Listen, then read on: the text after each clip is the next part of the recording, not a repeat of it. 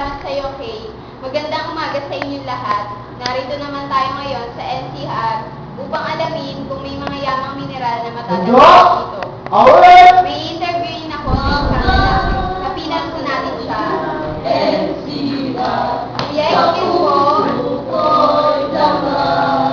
Ngayon, Pwede po kayo may interview sa mga yamang mineral na matatagpuan dito sa NCR. dito sa NCR, ano eh, wala naman masyadong mineral eh. Alam mo kung bakit? Dahil po. Kasi, alam naman natin na ang NCR ay, ano na, industrialyado mo na.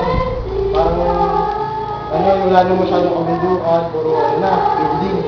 Ano, kung ano na lang dito masabi ko, dito na lang inaano yung mga finished products. Ganyan, kunyari, yung mga ginto, sinabi na kalahas, dito yung mga kadalasang binabagsak. Diba? Ano, wala talaga dito. Punta ka na sa Ipugaw, meron bang ano, mga igorot, magbenta sa'yo ng mga ano, mineral. Maraming salamat pa rin po. Sige po, alis na po. Hindi ko alam kung naliligaw ba, pero pupunta na lang akong Ipugaw. Maraming salamat.